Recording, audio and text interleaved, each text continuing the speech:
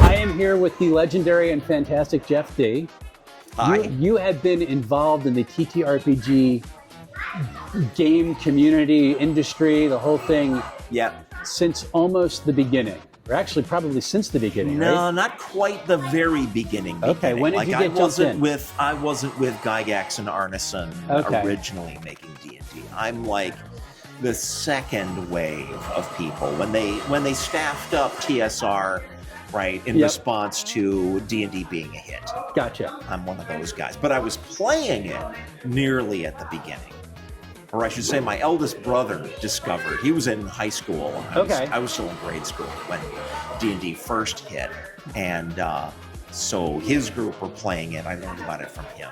Awesome, okay. But I also, it's sheer dumb luck because I grew up in a little town like a half-hour drive south of Lake Geneva where TSR was located. So my brother Dave and I would go up there to the Dungeon Hobby Shop. Okay. Once a month or so to see what was new. Saw Traveler when it first hit the stands. It's a memory I've got, right? Mm-hmm.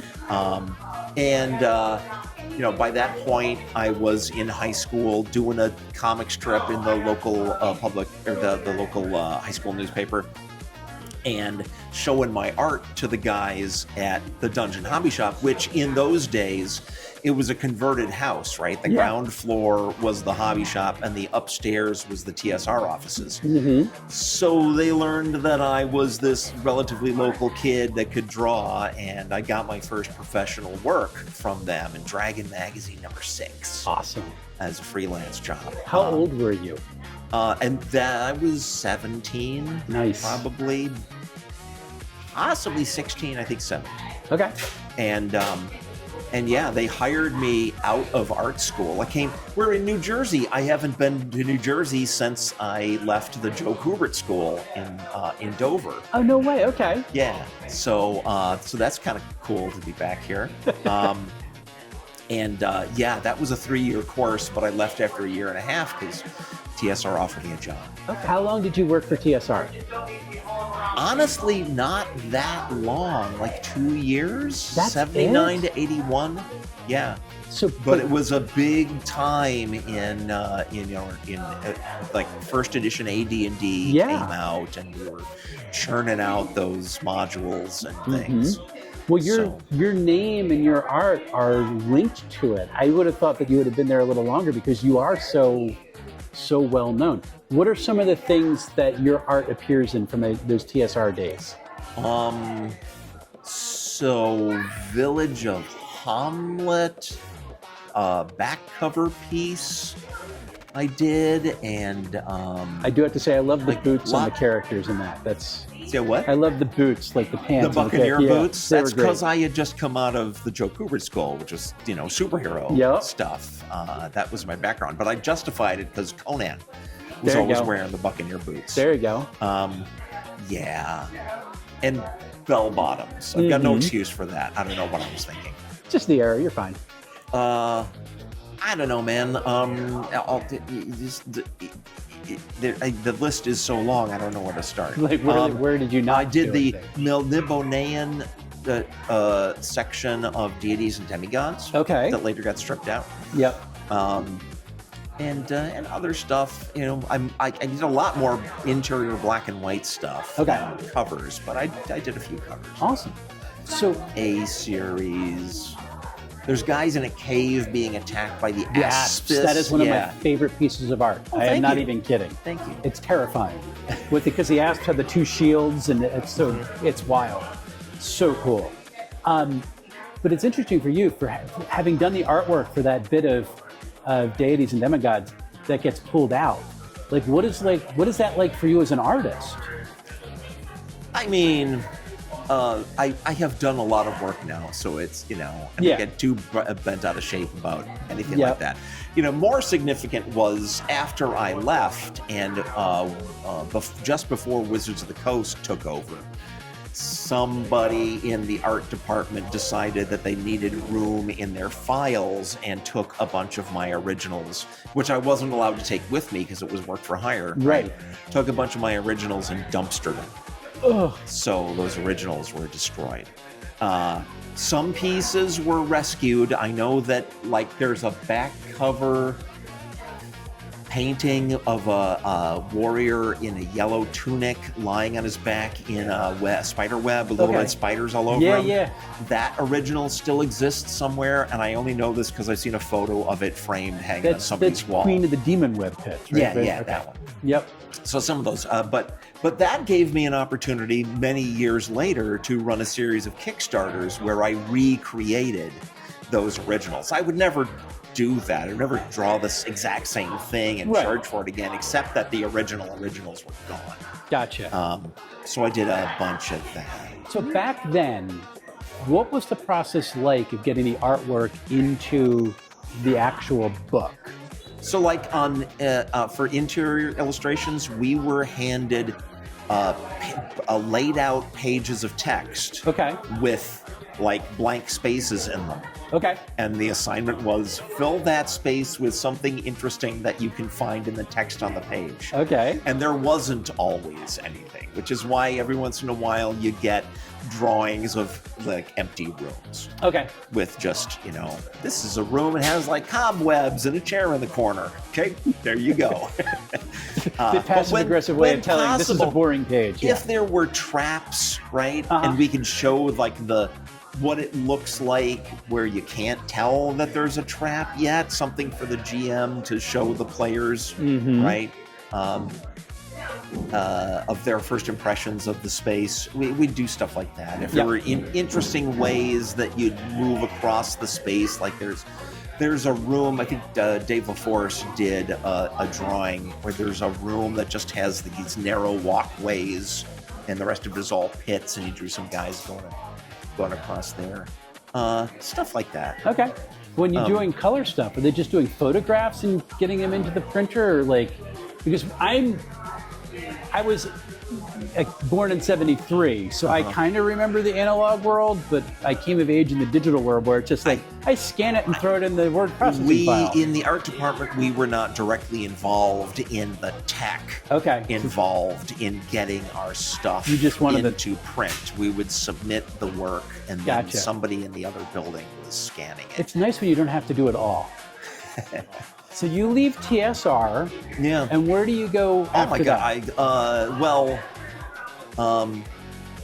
So in art school, I had submitted, while I was in art school, I'd submitted Villains Vigilantes. My best friend from high school, Jack Herman, and I wrote up Villains Vigilantes while we were in high school. Awesome. Went to a Gen Con, looked around, who might be interested in publishing this. And there was a company called Fantasy Games Unlimited that had just published Bunnies and Burrows, which was a Watership Down inspired RPG. And in our naivete, we decided that any company that was open-minded enough to publish a role-playing game about being a bunny might be interested in this. We approached them, and they were, right? Turns out Bunnies and Burrows is awesome. It really is. Right? So, we didn't know what we were doing. And so that was out already. In fact, I have in my files, I have an angry letter from Gary Gygax where I had written back to TSR from the Joe Kubert School saying, hey, I'm going to be coming back for the summer, and if you got any more work for me? I've been doing some work for Fantasy Games Unlimited out on Long Island, right, which was close. And he got mad. It's a huffy letter. Maybe you should just keep working with them. But he wasn't involved in the hiring, so I went back, and Dave Sutherland brought me on board. There's no hard feelings. Gary's a fine guy, as people go from that era of the hobby. When I left art school, it was in order to start working at TSR. Right. And then I left TSR to go start working for Fantasy Games Unlimited. Gotcha. Here's a weird little historical quirk. Just after I left, TSR published their Marvel superhero game. Yep. but I was there when the first glimmerings of those discussions were happening. Gotcha. And Jack and I had been working on 2nd edition Villains and Vigilantes, and we seriously considered submitting it to TSR since we knew that TSR was looking for a set of rules. Okay. Right? Seriously considered submitting it to TSR. It might have become the Marvel superhero game. And then have been lost to the ages of time when they lost the license. Right. Yeah. So in the long run, we got to keep control and put out further editions and stuff. So I left TSR, went to work at Fantasy Games Unlimited, published 2nd edition V&V, which was the good one for many decades, right? And then more recently, there was a lawsuit, and we got all the rights back to V&V, except for the trademark. Oh, okay. Which we can use. So the latest edition of Villains Vigilantes is Mighty Protectors, but it still says Villains Vigilantes in the corner. It's still a Villains and Vigilantes. We just rebranded it so we'd have a trademark we can own. Awesome. So superheroes is one of my favorite genre. I am going to get a wrist slap. I have not played Villains and Vigilantes as of Any yet. edition? I have not. And so there's a gaping hole. There is. I'm going to have to take care of this. I totally understand. What makes Mighty Protectors unique? Or compared to what? Well, because you're a non-licensed game. Yeah. So you're not linked to either DC or Marvel, or you get to do your own thing. Yeah. Did that free you in designing mechanics to where you weren't trying to figure out, how do I do Spider-Man? No, we're still trying to figure out how to do Spider-Man, because that is the genre. He's right? awesome. We just don't put the Spider-Man name on anybody. Gotcha. So it's interesting, when 1st edition Villains Vigilantes came out, that was in the original D&D days, before there was much of an emphasis on pre-made settings. Okay.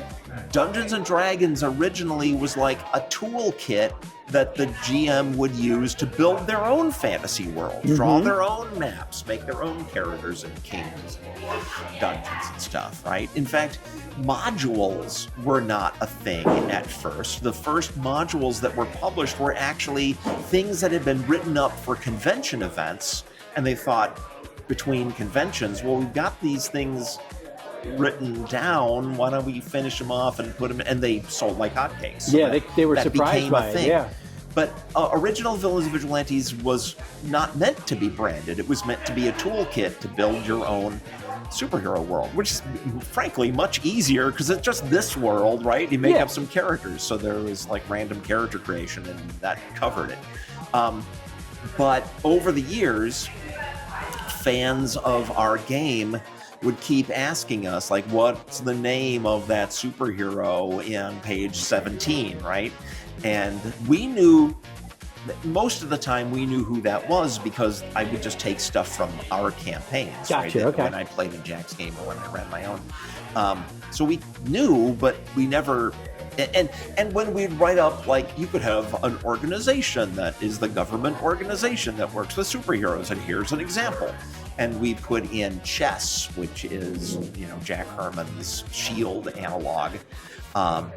So it was all taken from our game, but not meant to be, you're going to be playing in our universe. But people would not stop asking us. So in the latest edition, the big change is we have now captioned all of the illustrations, so you know who you're looking at. Okay. And there is a whole section that, like, kind of scopes out what are the organizations and the history and the other planets and the alien races and all these things in the Mighty Protectors multiverse, which is now our setting. Love it. How are characters set up in this game? Like, how many attributes? How do you do these? So original Villains Vigilantes was very much a D&D inspired game. That's not exactly what people would call a D20 game nowadays, which is a very specific thing, right? But generally speaking, attributes on the 3 to 18 scale, though it had to go higher because superheroes. Yep. And random character creation. You'd roll dice and get what you got. And stuff like that. Again, we've tried to keep with the times. In in Mighty Protectors, there's still a thing called experience levels, Okay. but they are now a power, just like everything else. Oh. So if you want to make Batman, you have a low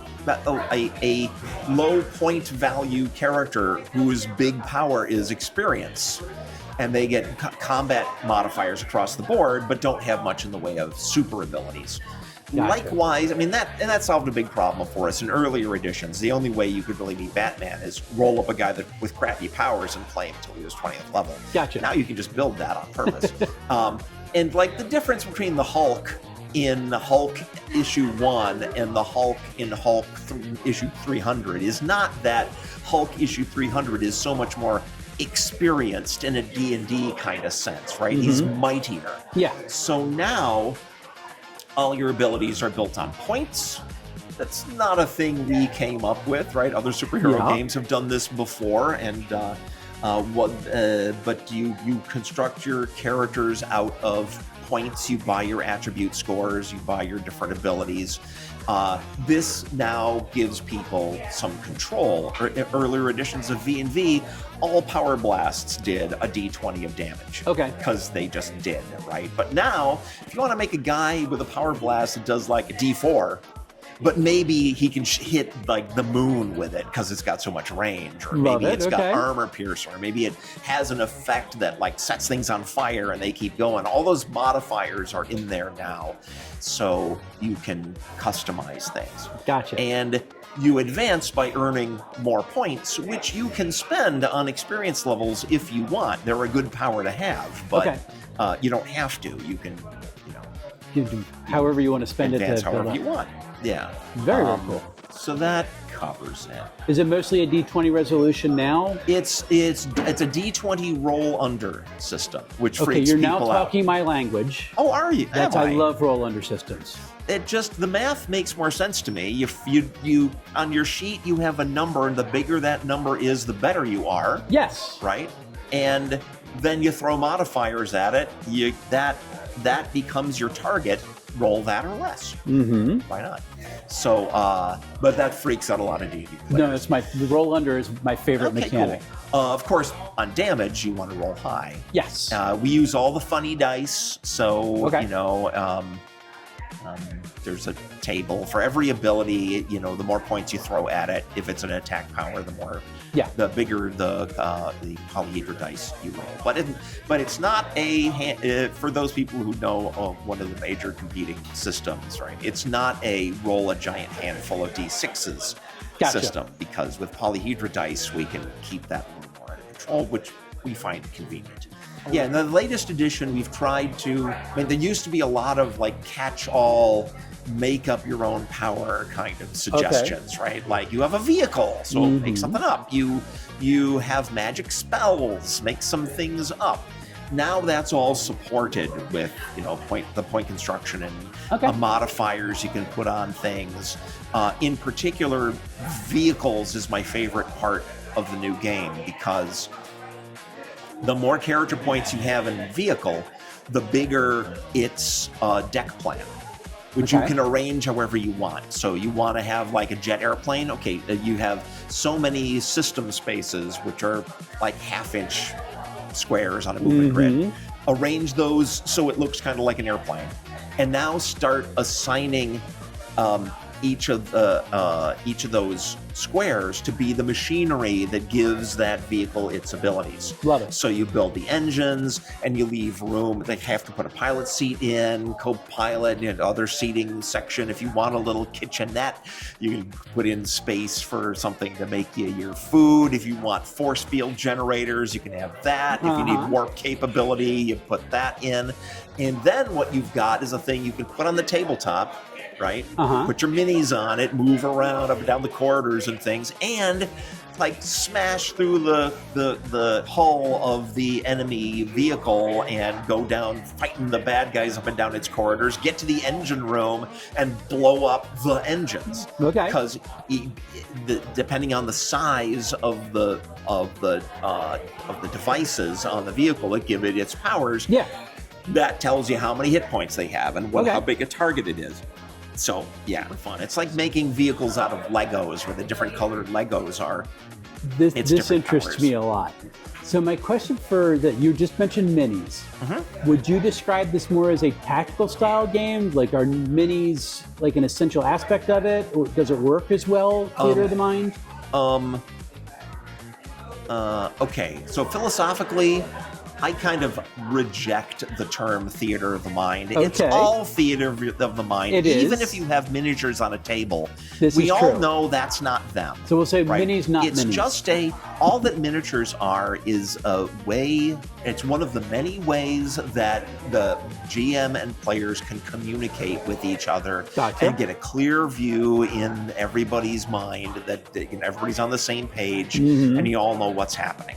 So, I will accept that gentle rebuttal. I like miniatures personally because I like the spectacle, particularly if I'm running convention events. Okay. I want bystanders to come by and see like a giant map with guys flying around on it and stuff. My event here tomorrow takes place on the deck of an aircraft carrier. Nice. And I've got a tremendously huge grid map for that. Love it. So I like it for that, but when I'm playing at home, I don't require every single scene to be on a grid. Gotcha. If it starts to matter, if there's any confusion, then sure, map it out, right? But it's all about communicating. If you can communicate the same information without investing a bunch of money in minis, because they're expensive, right? Yep. Totally understand that. Then by all means, do that. Love it. Right. That would be me. Also, I destroy minis, so it's Do you? Yeah. It's not they don't get along with me. The way that I kind of look at things, I have like a spectrum of superhero type games where you have ones that are leaning more towards the ridiculousness of comic books. To where you don't need rules to how many walls they can break through because they're just punching through walls and that's fine. And then you have much more superhero games, which are still same genre, but there's a little bit more emphasis on the rulings to keep the world more grounded for that. Like, where on that continuum are you kind of putting Mighty Protectors? So I said the right name. With any RPG, when the designer has to pick some level of abstraction. Yes. And if you go too detailed, you're going to have a thing that's harder to play. If you go too abstract, you're going to have a thing where it's harder for everybody to be on the same page about what's going on. So, the sweet spot for me is, I think of the rules as a little toy physics. Okay. But not a realistic physics. It has to produce results that feel right for the genre when played. Okay. Right. And it's never there's no set of rules is ever going to be perfect on that either, right? But generally speaking, you hit a guy in Mighty Protectors, you do an amount of damage. If it is a ability that causes knockback, then you make a mass roll for them and subtract the result from how much damage they took, and that's how far they get knocked back. Gotcha. So big, heavy guys don't go as far, right? Okay. Or when they do, it's impressive, right? Okay, we like that. And then if you hit a wall and you've still got some movement on you, if I still got 5 inches of knockback on me, I strike that wall for 5 points of damage. Okay. And then, is that enough to smash the wall through? If it is, I keep going. If it's not, the wall and I each take that damage, and and if I just took 5 points from banging into a wall, I make my mass roll again. Maybe I bounce off. Okay. Right. So, it's simple, but it's covering the kinds of things you'd expect to see. Like, there's dip switches to flick to make it work the way that it's designed. So the whole thing is designed to be just follow the process through logically, and these are the consequences of the things that happen, and here is a simple way to resolve it. As simple as we can. It's not perfect, no game is perfect. We'll probably do a 4th edition at some point, like try to make things a little bit Some of them are, things can be a little complicated sometimes, more than I'd like. And other times I think there might not be enough. And, you know. Awesome. My other question is this. You are a name. Like, people know the name Jeff Dee. So we are, which you're not impressed by, but it's okay. I know, it's fun, but we're here at a small convention. There's like going to be 800 people there. So for you as Jeff Dee, who can get recognized at any convention, what is the draw for you to come to a smaller convention like Concoction or Page or? Page is Well, it's not a medium. smaller. It's a medium now. It went from small to medium in 2 years. So. I threw you a curveball. I'm happy. I go to the conventions that I can get to. Okay. Right. So, you know, I do North Texas RPG Con every year because it's a relatively easy drive for me. I'm in Austin, right? Okay. And that's Dallas-Fort Worth. So, Keep it weird. I've been to OwlCon several times in Houston. Okay. Which is a good one. Also not that huge. I get to the ones that I can get to. Okay. You know, but where budget allows. What's the draw of coming to conventions in general then?